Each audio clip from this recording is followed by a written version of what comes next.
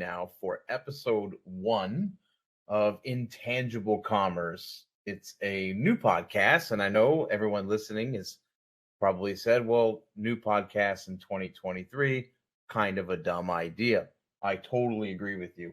So the reason for the my thinking behind starting this podcast, so being in and around the industry for a number of years and having worked with countless entrepreneurs who have started doing a business that already exists. Why does a new car wash pop up? Why does a new t-shirt shop pop up? Because of a vision. And what I want to start off with, so the viewers can get an understanding of what this is, I want to bring on my friend and co-host, David Yarbrough, to explain. David, what the heck does intangible commerce mean to you? I don't know. You just asked me to come on. I think you just wanted a pretty face on the podcast. I mean, which I don't even think you did a good job pretty picking face. that. I think you need to rethink your guess. No, I had to send you a wide angle camera for a reason. No, it's great. Thanks for allowing me an opportunity to work with you on this. I'm pretty excited to talk through this, and I think that the name is awesome. And I thought kind of quickly I would just making sure everybody understands that what intangible means.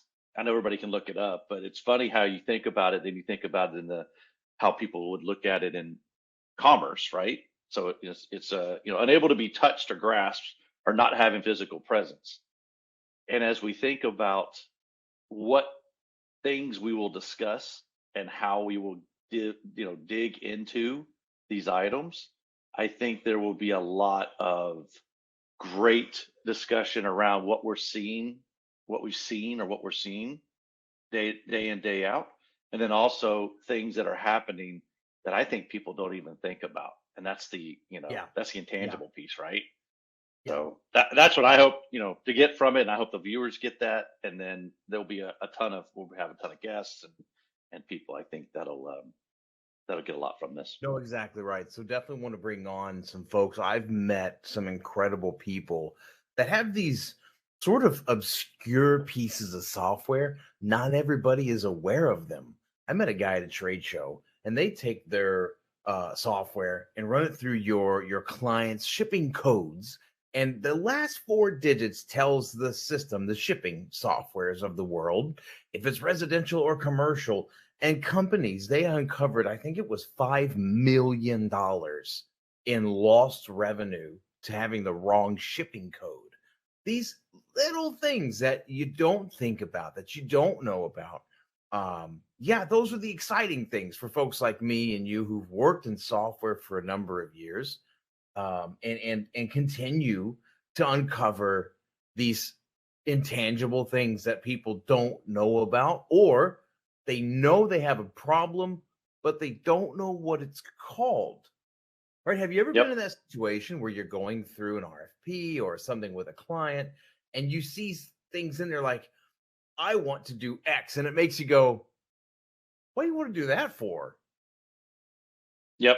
I look at those are always the how do you mean questions I always like to ask. Right.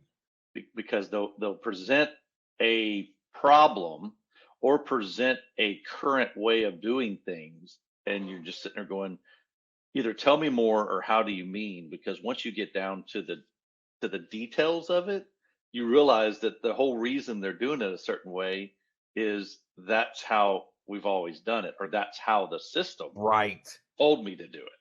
It's kind of like the story. What's the old story about the mom who always cut part of the turkey off to put it in the pan? I think she lived in a shoe. Was it the one? Maybe was it the shoe? It's possible. It's very possible. And the daughter was like, "Why do you do that?" She said, "I don't know. My mom always did it." So she goes to the grandma and says, "Why did you do that?" She goes, "Well, my mom always did it." And then they find out that the reason she did it is the pan was too small. It had nothing to do with it. Didn't do anything to the turkey. So I believe a lot of our customers are dealing with a lot of cut up turkeys. And a lot of turkey on the floor. A lot of turkey. And there's a lot of problems. They're slinging it. Oh man. No, that is exactly right.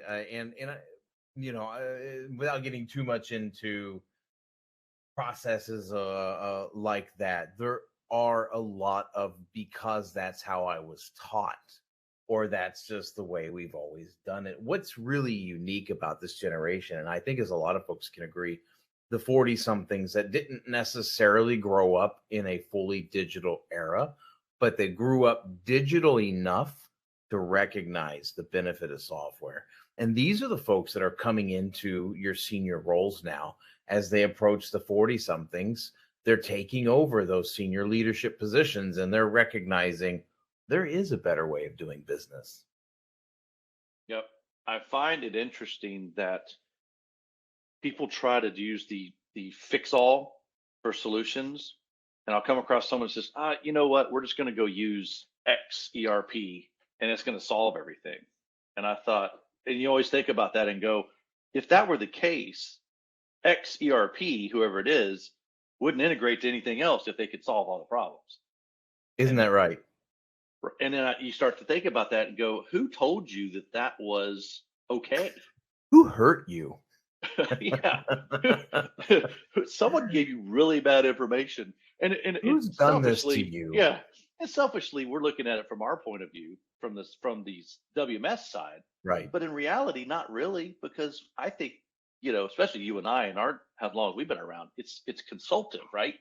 We're more consulting folks because I end up fixing a lot of problems more than I sit there. And I can't tell you how many times I've not sold a system to somebody, but fixed a problem and said, well, there, at least you got that. And we move on and they'll come across later. Absolutely. Which kind of brings me to probably one of the more impactful questions that I'd like viewers to understand. Viewers, I need more coffee. Viewers. Viewers. That's a weird word when you unpack it a little bit. Yeah, quit saying it. You hope. Hey, stop saying that. What do you hope our viewership gets out of this podcast? If there's one or two things that you hope that they'll obtain from listening to us ramble on about absolutely nothing. Yeah, the conversations are where it's at to me. So hopefully there will be maybe some insightful stuff that I might say. I don't know. I can't tell you. By episode 10, we'll have to see if I said anything insightful. I'm sure you'll have plenty of saying that as things. if we have 10 episodes planned out. This is literally like, hey, what do you think we should do today? Bro, let's just intro each other and see how it goes. No one's going to watch this. We just hope it doesn't turn into a roast. We just try to keep it from turning into a roast. It absolutely is. We both have friends. This is going to be roasted. Right. I mean, that's right. The memes from this alone are just, it's vast. Yes, it could be really bad. But no, if people can, one, just get an understanding of stuff that we hear day in, day out. And then if viewers can get insight, maybe even from others that they can start to utilize or have that aha moment of, wow, I never thought about that. Or I never realized that existed. So exactly. that would be two big ones for me. I echo that. And I hope that's the same because I know I've had my eyes opened. And being that we do work in software, we both work with a WMS, who I'll shout out. Excuse me. Good grief. What is happening with me today? I will shout out toward the end of the show as a wonderful sponsor and friend of the show. I get to say that now. Friend of the show. Friend of the show. You know how long I've wanted to say that? Friend of the show. You got friend of the show. Mm-hmm.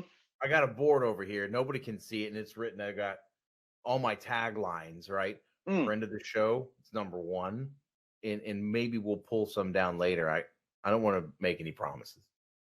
We'll know when you do one. We'll hear it. We're gonna keep score. There's gonna be like everybody drink. It's a drinking game. That's what we should have done. We should do a live podcast drinking game. There you go. What could go wrong? What could go wrong?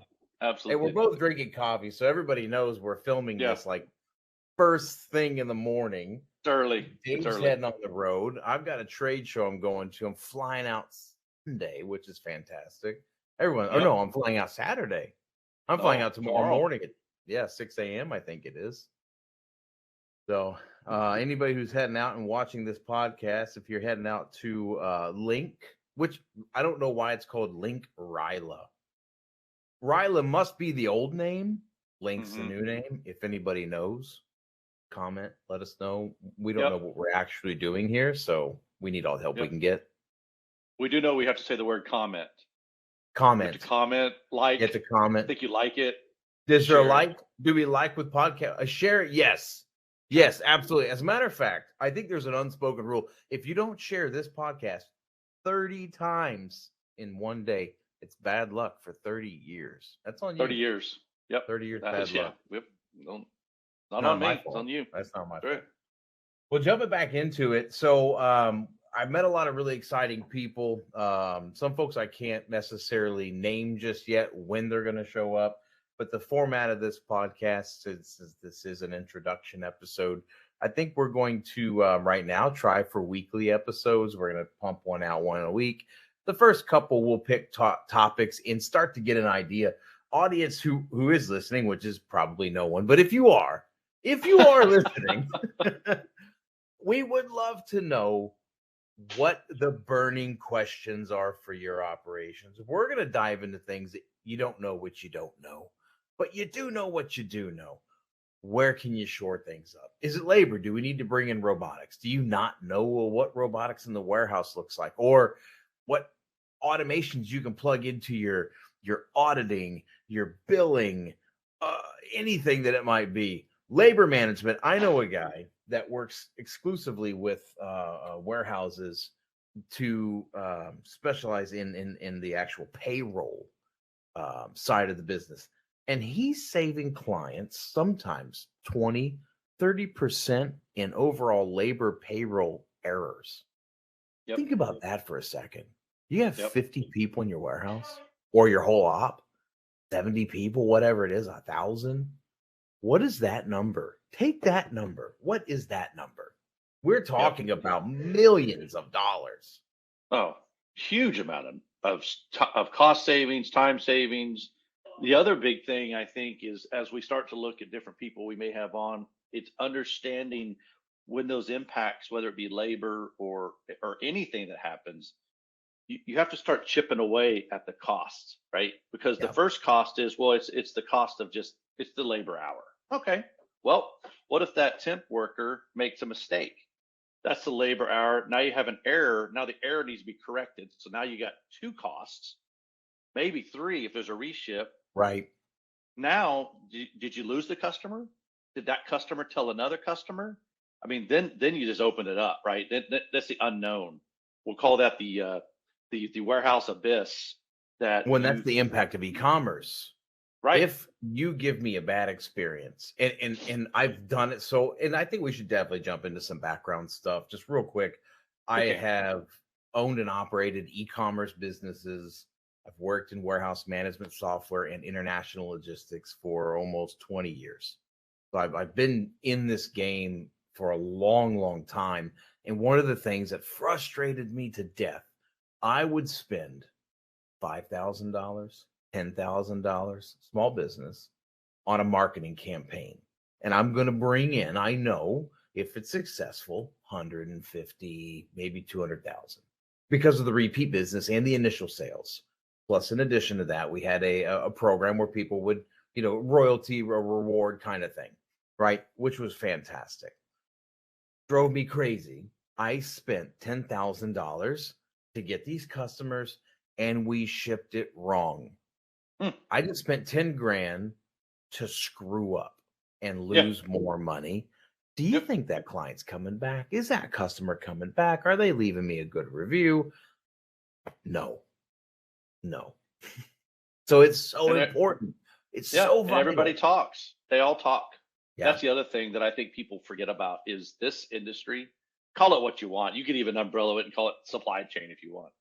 Sure. As you umbrella that and start working down, everybody knows everybody.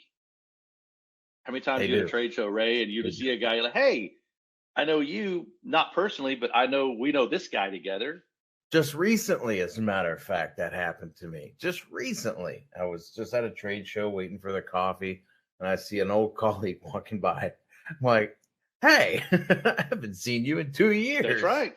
But there And he now we're was. now we're now we're talking and doing things, and it is a very small world, and it's about relationships. When you look at any interaction, whether that be a B2B, a B2C, whatever it is, that relationship is what makes sales happen. Everything in commerce is about relationships. Yep. The more you can get out and experience and meet people, they have experiences, because I'm not going to experience it all.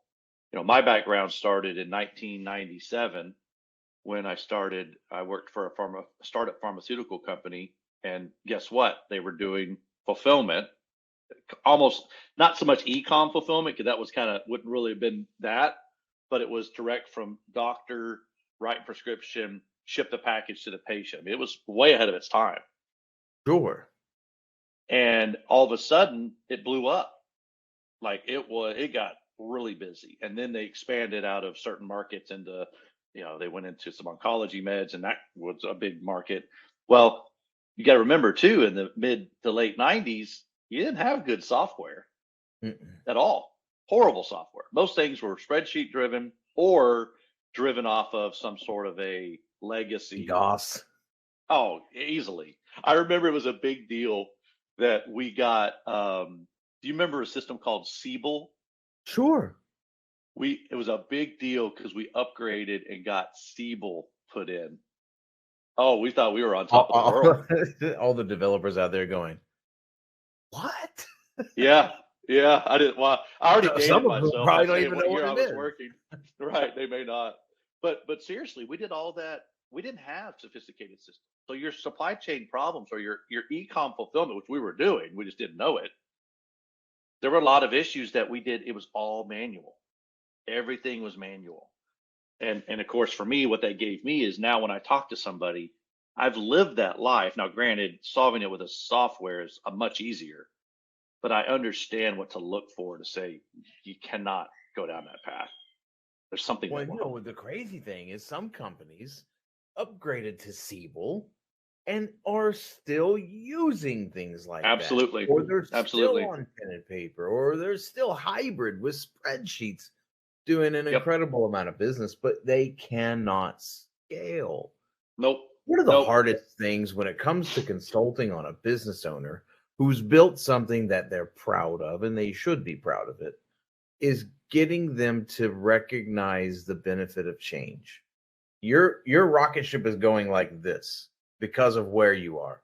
It could be going like this, like way faster. For those It's not right. watching the video, the growth rate of that is extraordinary when you modernize and update and connect these together.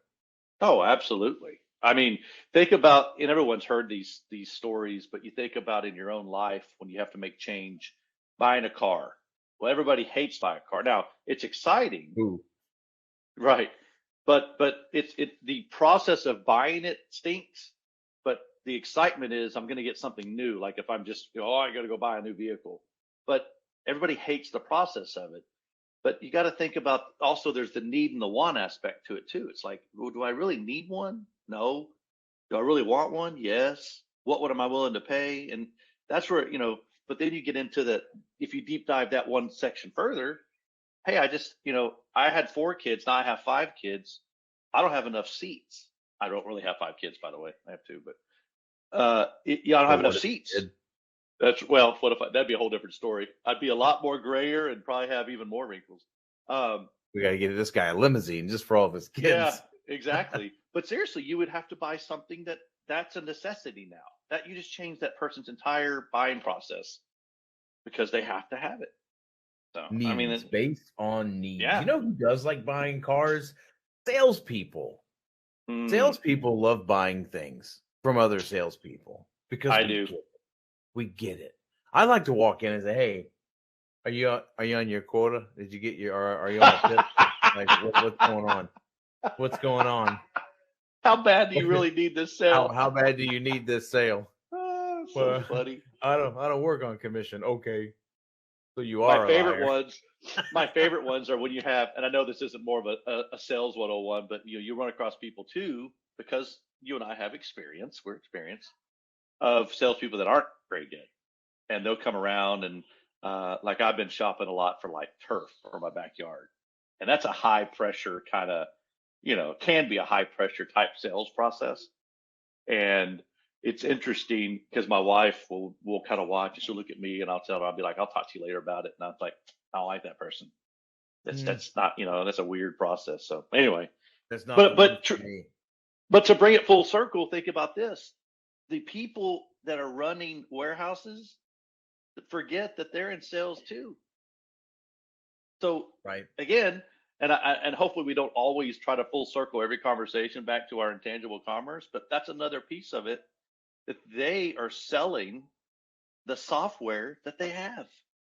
Whoever they're engaged with, whatever company they use, that's what the customer experience is. You know what's a good parody of that? When you're at a restaurant, nicer place, and they'll prep the food and get it ready, and they call it selling it. They're taking it and giving it to the Mm, chef. Here you go, mm, chef. The steak's ready. The potatoes mm-hmm. are ready. They'll say, sell it. That means give it to the chef, right? And that's going to be that last line of defense before it goes out the door. Same Yep. thing in a warehouse. Yep. You're picking that item. You can see that it's right or wrong. And folks who aren't familiar with e-commerce, in an e-commerce fulfillment environment, you're doing a pick pack op where you bought a new pair of AirPods as an example, and I'm the warehouse guy or gal or whomever, and I'm going out and I'm grabbing that item and I'm selling it. I'm saying this is good. This is a good value for my customer. You're that last line of defense, and every business has those one or two really key roles. That is that last line of value to your customer, and how you deliver that value matters a ton, which Yep. is a lot of things that we'll get into as we bring in future guests and talk further about those kinds of topics for sure. Yep. Absolutely. Because there's nothing worse than a bad experience. I don't care what you're doing. We all hate them, but when it has to deal with things you get daily, your shipments, your experience as a customer, your customers. I mean, you start getting down the line there. That some of these folks are hands off. They're trusting somebody else to do all their stuff, and they do not have control of it at all. At all. So, Absolutely. Well, so this has been a really good intro episode to get to understand who David and I are and what we're going to talk about. And I hope some of these topics interest you as yep, in the viewers who I hope are watching. Do you think we're going to yep. have anybody? How Oh, many? Call it, Dave. How many? I mean, personally, I think this is going to blow up, and you and I are going to end up on, who Are we knows going to what. be Joe Rogan, It's Intangible Commerce? Joe Rogan will probably have us on his podcast sometime. On the He'll be like, podcast, yeah, he'll be like, Joe, if you you're guys, listening, a my week business later. info is below. info@intangiblecommerce.com is the email. Yes.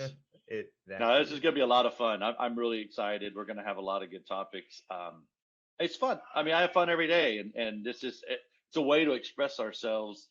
I mean, work's work, but if you can have fun and share some stuff, and hey, hopefully we're wrong on a few things. Well, maybe not you, but maybe me, and I don't people know. need to help correct I've been us. wrong. Okay, I I'm think. just making sure. I mean, I'm questioning decisions I've made recently. I've invited you to the podcast. You will regret that. You will regret that. I'm sure It's you have just, it. Ray's got a list of folks that he's got as co-hosts, and I was number one, and he's just got a there's list going. where's He's going that to check list them off. go? Yeah, Where's he's my got them. paper? I think further on down the list it goes David, then your dog is next. Well, I tried, but my dog is a husky, and she just wasn't very consistent. Hmm. It didn't work. It didn't work. Perfect. Well, this has been great. We're at the 24-minute mark. I want to shout out we do have a sponsor of the show.